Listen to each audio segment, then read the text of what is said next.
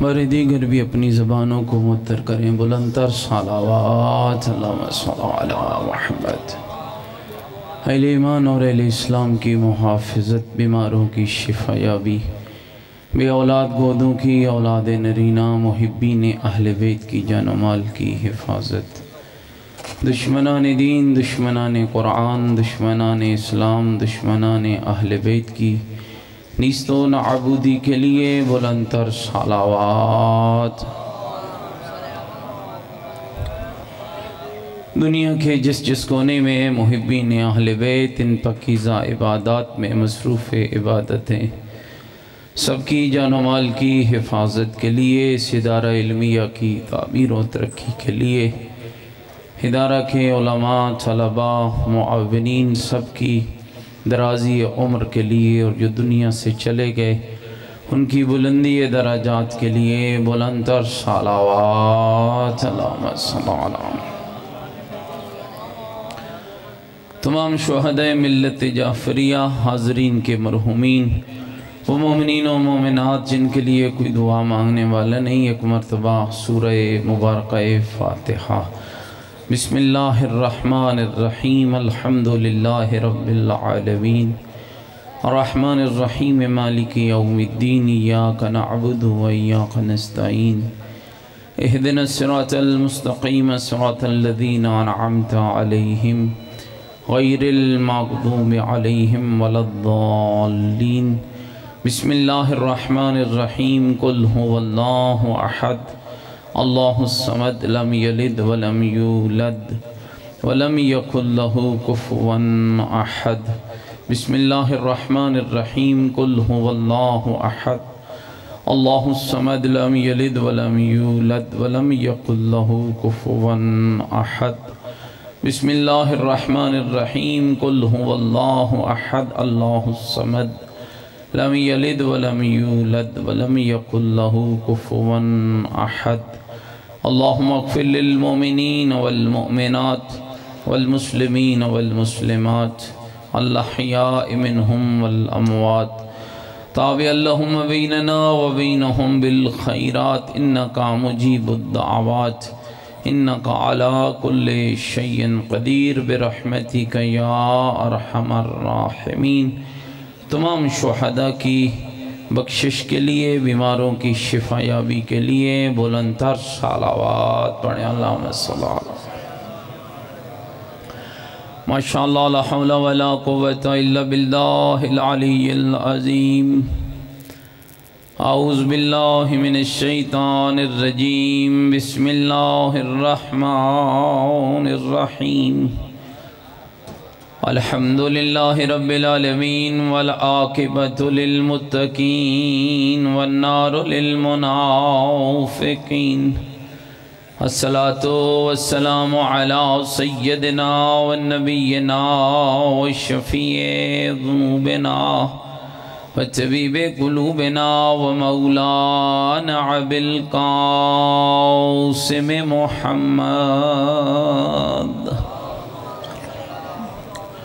وآلہ الطیبین الطاہرین المعصومین المظلومین المنتجبین، ولعنت اللہ علی اعدائہم ملعونین، اما بعد فقط قال الحکیم فی القرآن المجید وقولہ الحق وہو اصدق القائلین۔ بسم اللہ الرحمن الرحیم، یرفع اللہ الذین آمنوا منکم والذین اوتوا العلم درجات، قال الرسول صلی اللہ علیہ وآلہ وسلم، انا مدینۃ العلم وعلی بابها۔ بلندتر صلوات پڑھیں محمد وآلہ محمد۔ نعرہ تکبیر، نعرہ تکبیر، نعرہ تکبیر، نعرہ رسالت، نعرہ رسالت، نعرہ حیدری، نعرہ حیدری، حسینیت، حسینیت، یزیدیت، یزیدیت، بلند تر صلوات اللہم صلی علی محمد۔ میرے ساتھ قابل احترام بزرگوں، عزیز و دوستو، قرآن مجید و فرقان حمید کی سورہ مبارکہ مجادلہ کی 11 نمبر آیت تلاوت کا شرف حاصل کیا، جس میں اللہ رب العزت ارشاد فرماتا ہے کہ میں اللہ 2 قسم کے لوگوں کے درجے بلند کرتا ہوں، ایک اس کا درجہ جو صاحب ایمان ہوتا ہے اور دوسرا اس کا درجہ جو صاحب علم ہوتا ہے۔ لطف پروردگار ہے مکتب اہل بیت پر، رحمت الہی ہے ہمشیان حیدر کرار پر، کہ میرے اللہ نے کل ایمان بھی ہمیں عطا کیا ہے اور باب علم بھی ہمیں عطا کیا ہے۔ دوستو، مجھے اس سے کوئی سروکار نہیں کہ کس کے امام کیسے، کس کے رہبر کیسے، کس کے رہنما کیسے، کس کے ہادی کیسے، لیکن یہ تاریخ کے ماتھے پر رقم ہے، جتنے لوگوں کے ہادی اتنے لوگوں کے عقیدے، جتنے لوگوں کے رہنما اتنے لوگوں کے راستے، جتنے لوگوں کے مذہب اتنی لوگوں کی فقہیں۔ یہ واحد مکتب اہل بیت ہے کہ جس کے ہادی تو 12 ہیں مگر عقیدہ ایک ہے، جس کے ہادی تو 12 ہیں مگر راستہ ایک ہے، جس کے ہادی تو 12 ہیں مگر پیام ایک ہے۔ علی ولی سے لے کر مہدی دوران تک جس امام کی زندگی کو بھی اٹھاتے چلے جاؤ، ہر امام پہلے امام کے عقیدے و نظریے کا معید نظر آتا ہے۔ یاد رکھنا دوستان عزیز، چونکہ مکتب اہل بیت کی بات ہے اور پھر ادارہ علمیہ میں بات ہے، اس لیے آج ہمیں ذرا سوچنا چاہیے اور غور کرنا چاہیے، کتنی تکالیف، کتنی مصیبتیں اٹھا کر آل محمد نے اس پاکیزہ مکتب کو ہم تک پہنچایا۔ آج یہ مجالس، یہ مدارس، یہ فقہیں، یہ عقیدے، یہ باتیں، یہ کتابیں، یہ قرآن، یہ سنت، یہ حدیثیں، یہ فقہ آج اگر تیرے ہاتھوں میں ہے تو یاد رکھنا یہ تیرا کمال نہیں، یہ ان ہادیان برحق کا کمال ہے کہ جنہوں نے دنیا کی ہر مشکل کو برداشت کیا لیکن اللہ کے دین پہ آنچ نہیں آنے دیا۔ ہم شاید سمجھتے ہیں اس بات کو کہ کوئی آسان تھا، نہیں، تاریخ پڑھیں، وہی ممبر تھا، وہی مسجد تھی جس مسجد میں رسول اپنی شریعت کو بیان کرتے تھے۔ ادھر رسول کی آنکھ بند ہوئی 23 سال کچھ مہینے تک، اسی ممبر پہ نہ وہ بیان ہوا جو سننا چاہنا چاہیے تھا، نہ وہ بیان ہوا جو قرآن اور آل بیت کے حکم کے مطابق تھا۔ علی جیسا امام، علی جیسا بہادر، علی جیسا رہبر، علی جیسا رہنما بھی موجود تھا، لیکن اللہ کے دین کی بقا کی خاطر ہر شے برداشت کرتے رہے۔ 4 سال کا قلیل سا عرصہ ملا تیرے علی کو کہ جس پہ تیرے علی نے اسی ممبر پہ بیٹھ کے پھر ایک بار فرمایا، سلونی سلونی قبل ان تفقدونی انی عالم و طرق السماوات من طرق الارض، پوچھو پوچھو علی سے قبل اس کے کہ علی تم سے جدا ہو جائے۔ یہ خیال کر کے پوچھنا، علی زمین کے راستوں سے آسمان کے راستے بہتر جانتا ہے۔ لیکن یا رسول اللہ،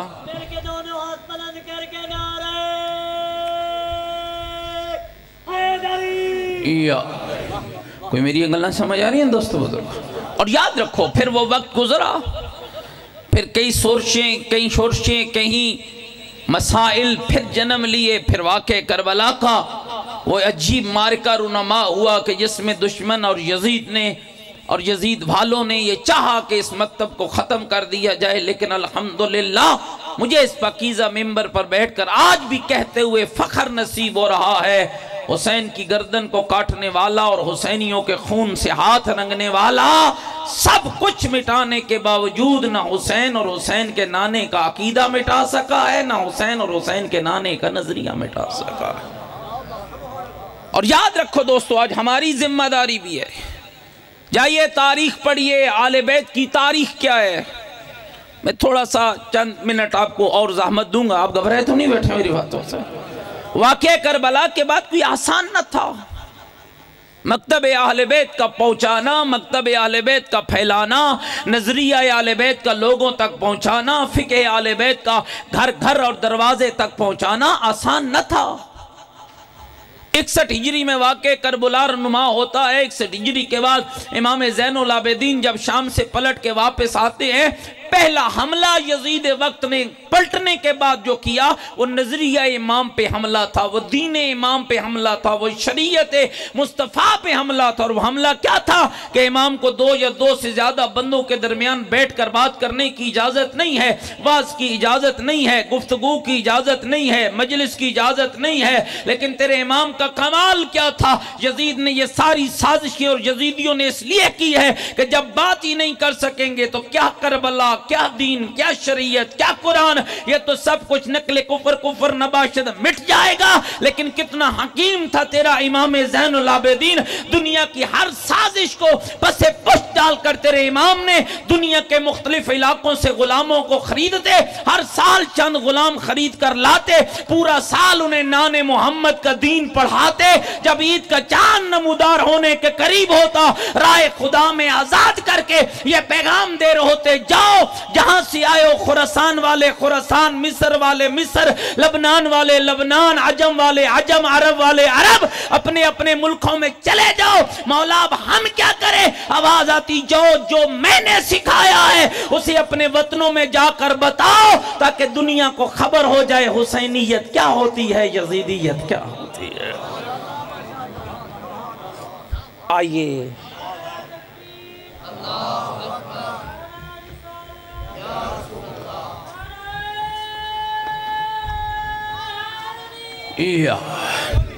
اور آپ جانتے ہیں 61 ہجری سے 95 ہجری تک یہ امام زین العابدین علیہ السلام کا دور امامت کیا کمال دکھایا۔ 95 ہجری سے 114 ہجری تک امام محمد باقر علیہ السلام کا دور ہے، کیا کمال دکھایا۔ تیری ملت کو لائق شاگرد دیے ابو بصیر، زرارہ بن آیون، محمد بن مسلم الثقفی، قمیت اسدی، جابر بن عبداللہ انصاری، بہلول دانا، حضرت حشام۔ تھکے تھے نہیں بیٹھ سے، یہ ہماری ممبروں پہ بیان ہی نہیں ہوتا ان کے بارے میں۔ یاد رکھنا، جس طرح علی کے دور میں میسم کا کردار رہا، اسی طرح زین العابدین محمد باقر اور جعفر صادق کے دور میں ابو بصیر کا کردار رہا۔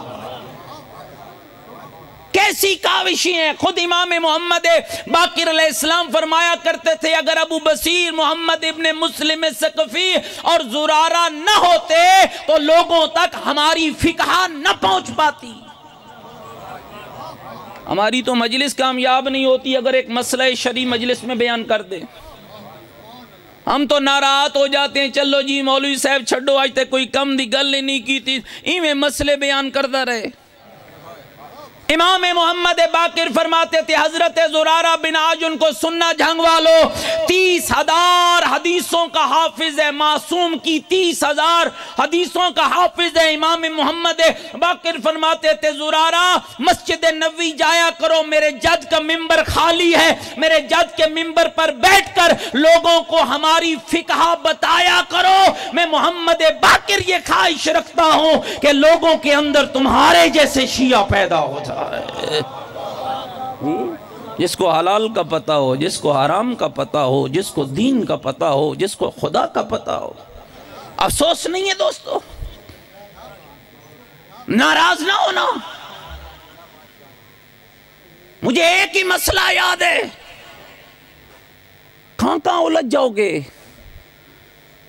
طہارت کا پتہ نہیں ہے، نماز کی بات پہلے کرتا ہے۔ بنیاد تشیع تو طہارت ہے۔ ناراض تھے بیٹھ رہے، وضو کا پتہ ہے جناب کو؟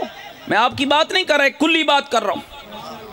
آپ تو ماشاءاللہ علماء کے قرب میں رہنے والے ہیں نا، ایک پیغام دے رہا ہوں آپ کے ذریعے، چونکہ بات ویڈیو ہو رہی ہے۔ اور ہمیں ویڈیو بند کرنے کی ضرورت نہیں ہے، اس لیے کہ یہ کام وہی کرتا ہے جس کے پاس قرآن اور آل بیت کا فرمان نہ ہو۔ الحمدللہ طالب علم ہے اور ہماری خواہش ہوتی ہے ان ممبروں پہ یا اللہ کا قرآن پڑھنا چاہیے یا 14 کا فرمان پڑھنا چاہیے۔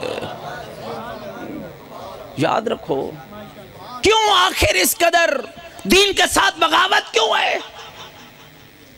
اچھا، اب حیران ہوں گے، مسائل میں لوگ الجھ چکے ہیں اور لوگوں کو کوئی عجب انداز سے بتایا گیا۔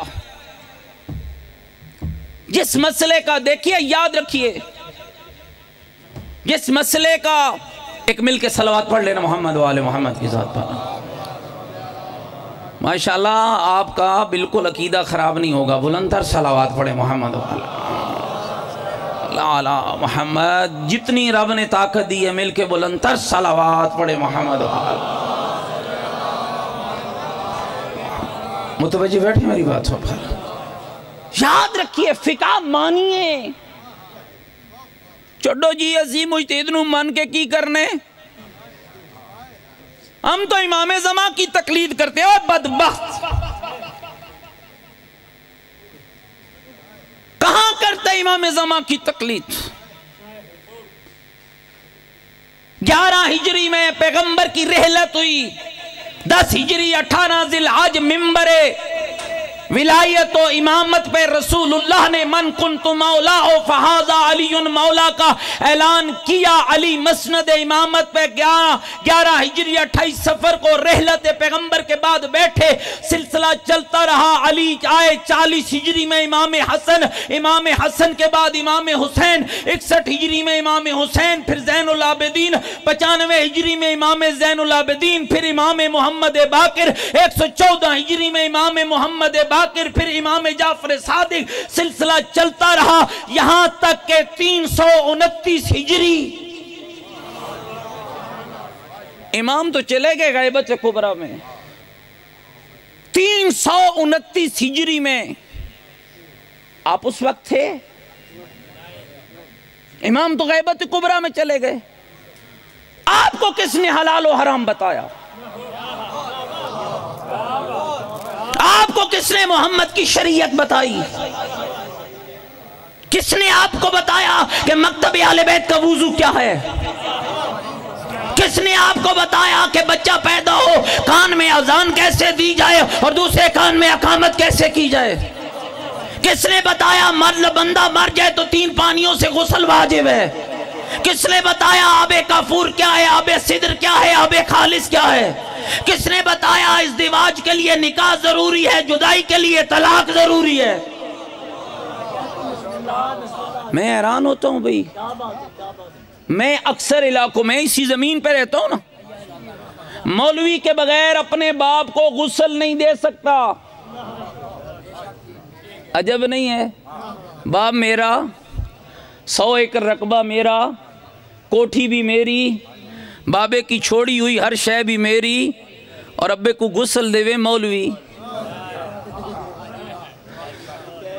اور جب بات آتی ہے تو کہتا آغا سستانی کون ہے اور حافظ بشیر کون ہے اور ایت اللہ خامنائی کون ہے اور نجفی صاحب کون ہے اور فلاں کون؟ نہیں، مسائل شریعہ سیکھو۔ چھوڑو جی اسی دیویں کرنے، پھر یاد رکھ تشیع میں اطاعت کی اجازت ہے، بغاوت کی اجازت نہیں ہے۔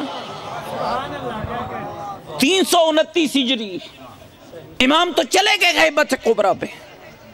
کون تھا جس نے 329 ہجری سے لے کر آج 1444 ہجری تک تیرے گھر تک حلال و محمد حلال الی یوم القیامہ، حرام و محمد حرام الی یوم القیامہ، محمد کا حلال قیامت تک کے لیے حلال، محمد کا حرام قیامت تک کے لیے حرام؟ میرے صد قابل احترام بزرگوں، عزیزوں، دوستوں، اور سوچو تو صحیح نا، اتنے سال گزر گئے، 1000 سال سے زیادہ گزر گئے، 1100 کچھ سال گزر گئے، امام کو غیبت کبریٰ میں لگے ہوئے. اب بتا سکتا ہے کہ آل محمد کی فقہ جس کے لیے محمد باقر نے کہا تھا کہ میرے نانے کے منبر پر بیٹھ کر ہماری فقہ کو بیان کیا کرو، میں تمہارے اندر وہ شیعہ دیکھنا چاہتا ہوں جو محمد باقر کے جد کی فقہ سے آگاہ ہو. بتا سکتے ہو یہ فقہ آپ کے گھروں تک پہنچانے والا کون ہے؟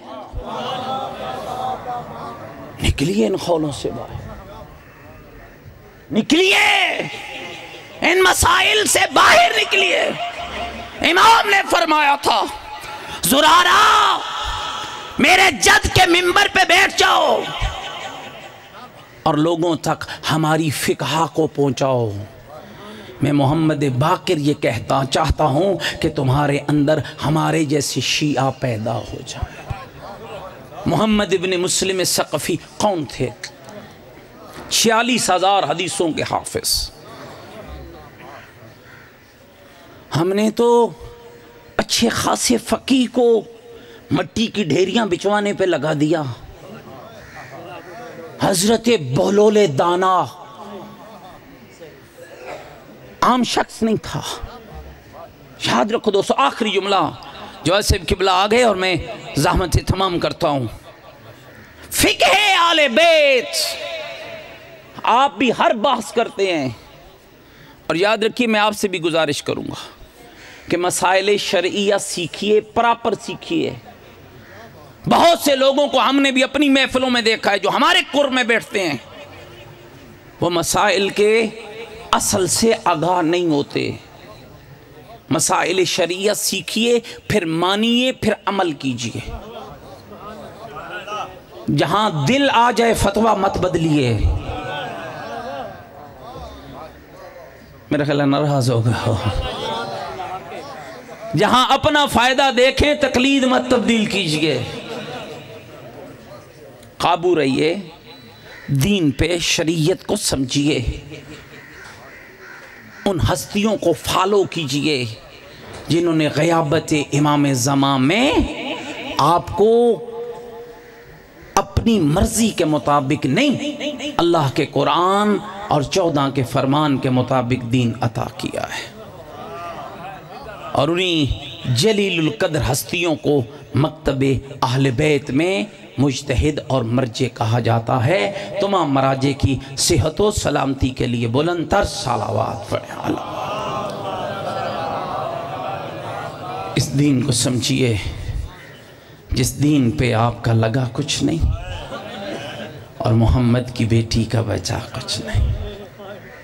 آسان نہیں تھا دوستو. تنہائیوں میں بیٹھا کرو، سوچا کرو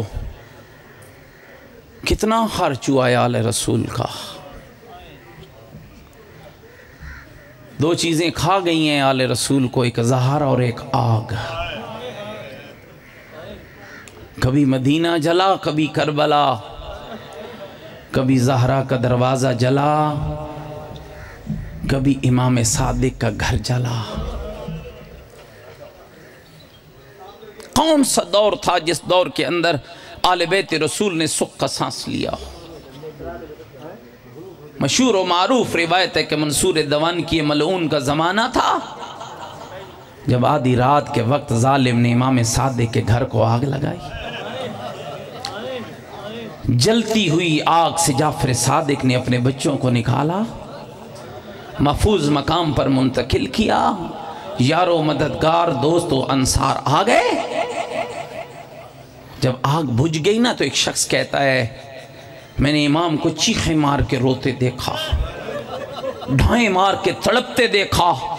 کہتے ہیں میں امام کے قریب گیا تھا کہ مولا کو جا کر تسلی دوں، آقا آگ بجھ گئی ہے، تیرا خانوادہ محفوظ مقام پہ منتقل ہو گیا ہے، مولا پھر اتنا کیوں رو رہے ہو؟ کہتا ہے ادھر میرا بڑھنا تھا، میں نے امام کو کہا فرزند زہرا آگ بجھ گئی ہے، مولا تیرے بچے محفوظ، تیرا خانوادہ محفوظ. کہتے ہیں میرا کہنا تھا، امام کی چیخ بلند ہوئی، رو کر فرمایا اوے عبد خدا میں اس آگ کو یاد کر کے نہیں رو رہا. مولا پھر کون سی آگ یاد آ گئی؟ فرمایا شام غریباں جسے لگانے والے تھے بجھانے والا کوئی نہیں.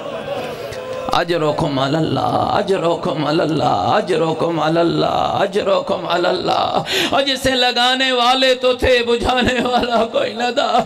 اب یا مجھ سے پہلے مولانا سے سن رہے تھے استاد العلماء کا جملہ، ایک جملہ میں بھی سناتا ہوں جس کو بہت سے بزرگان علماء نے پڑھا ہے۔ فرماتے ہیں سید بزرگوار سید محمد یار شاہ نقوی آل اللہ مقامہ نور اللہ مرقدہ فرمایا کرتے تھے، اور شیعو 4 وقت ایسے ہوتے ہیں، عورت اکیلی ہو نہ مر جانے کا خوف ہوتا ہے۔ کون سے 4 وقت؟ خدا غری کے رحمت کرے۔ فرماتے تھے پہلا وقت جب کسی گھر کو آگ لگ جائے، دوسرا وقت جب کہیں زلزلہ آ جائے، تیسرا جب کہیں آندھی چل پڑے، چوتھا جب کسی گھر کو کوئی فوج لوٹنے آ جائے۔ پھر سید رو کے کہتا تھا میرا سلام ہو علی کی بیٹیوں پر جن پہ 4 مصیبتیں اکٹھی آئی ہے، ادھر آگ لگی، ادھر زلزلہ آیا، ادھر آندھی چلی، ادھر لوٹنے والے آئے، اور لوٹ لوٹ کر کہتے تھے لوٹو تبرکات علی و بطول کو قیدی بنا کے لے چلو،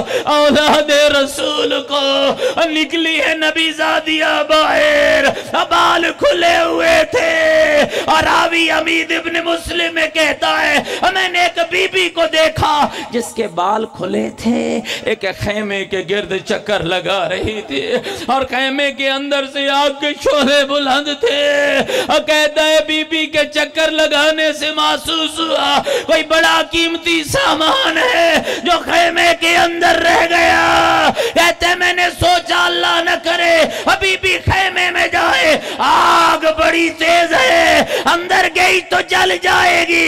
کہتا ہے ہائے میری سوچیں ختم نہ ہوئی، بی بی دوڑتی ہوئی خیمے کے اندر گئی، اور جب باہر نکلی کمر جھکی ہوئی تھی، اور پشت پہ ایک جوان تھا، اور جسے ریتے کربلا پہ لٹایا اور شانوں کو ہلایا، اور ہلا ہلا کر کہا سجاد آنکھیں کھول میری چادر لٹ گئی، اور میرا پردہ لٹ گیا، اور میرا امام بیٹا میری چادر لٹ گئی۔